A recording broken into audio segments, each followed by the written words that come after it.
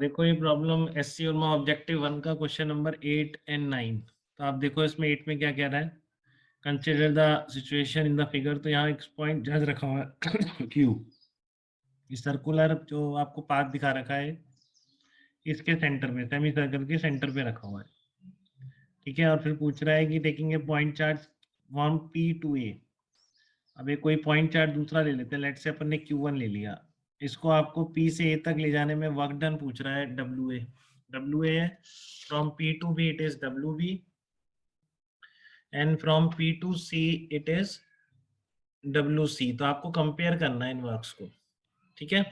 तो देखो हम पहली बात हो चुकी है कि वर्क डन मतलब कुछ नहीं लिखा हुआ, एक्सटर्नल वर्क डन पूछ रहा है। और हम ये भी मान लेते हैं कि इसको यहाँ स्लोली लेके जा रहा है, यहाँ पर भी जाके वेलोसिटी क्या है, 0 है, ठीक है। इस तरह के क्वेश्चन में हमेशा ये माना गया। तो अगर पॉइंट चार्ज Q1 को सिस्टम लोगे तो P से A तक जाने में इसकी काइनेटिक एनर्जी में कोई चेंज नहीं। P से A, P से PB या P से C कहीं पे जाने पे इस पे काइनेटिक एनर्जी में कोई चेंज नहीं है, ठीक है। तो वर्क एनर्जी थ्योरम से हम बोल सकते हैं कि चार्ज पार्टिकल पर सारे जितने भी फोर्सेस लग रहे होंगे सबका वर्क डन 0 होना चाहिए। तो फोर्स कौन कौन से, एक तो एक्सटर्नल वर्क डन है जिसकी वजह से जा रहा है, ठीक है। और दूसरा क्या है, इलेक्ट्रिक फील्ड का वर्क डन, ठीक है। तो W external plus W electric field दोनों मिलकर नेटवर्क डन कितना होगा, 0 होगा इस चार्ज, ठीक है। तो यहाँ से देखो आप एक्सटर्नल वर्क डन किसके बराबर आ जाता है, एक्सटर्नल वर्क डन आ जाएगा negative of work done by electric field, ठीक है। तो negative of work done by electric field क्या होगा, final potential energy minus initial potential. ये डेफिनेशन है पोटेंशियल एनर्जी की।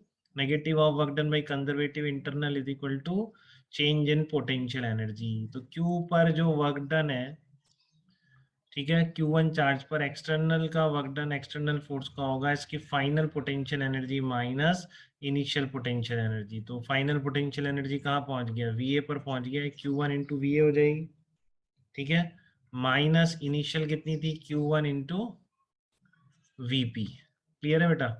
तो कितना वर्क डन आ जाएगा, Q1 into VA minus VP, ठीक है।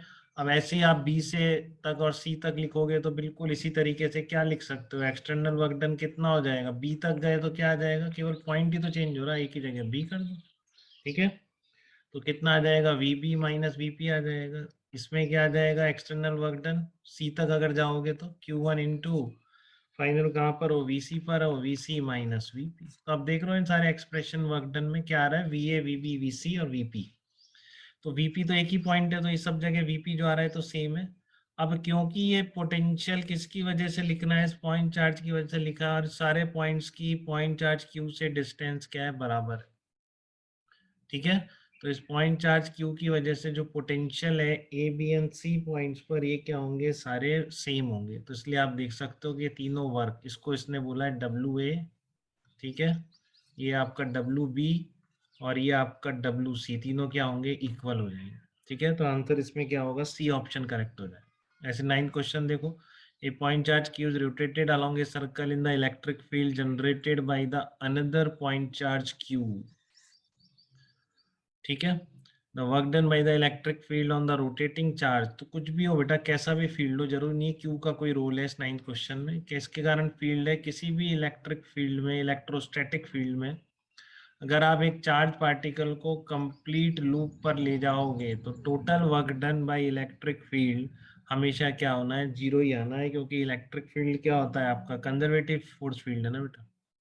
तो कंजर्वेटिव फोर्स फील्ड में क्लोज लूप में वर्क डन क्या होगा, 0 होगा, क्योंकि वर्क डन किस पे डिपेंड करता है, इनिशियल एंड फाइनल पोजीशन पर कंजर्वेटिव फोर्स में।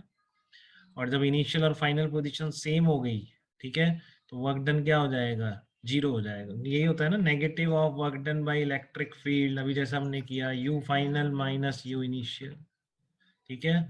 अब पोटेंशियल एनर्जी किस पे डिपेंड करती है, केवल इनिशियल और फाइनल कॉन्फ़िगरेशन पे तो डिपेंड करती है। अब पार्टिकल वापस वहीं आ गया तो ये चेंज क्या होगा, 0 हो जाएगा। तो क्या होगा, इलेक्ट्रिक फील्ड का वर्क डन 0 होगा। ये आप डायरेक्टली बोल सकते हैं, कंजर्वेटिव फोर्स फील्ड में क्लोज लूप पर work done by that force will always be equal to 0।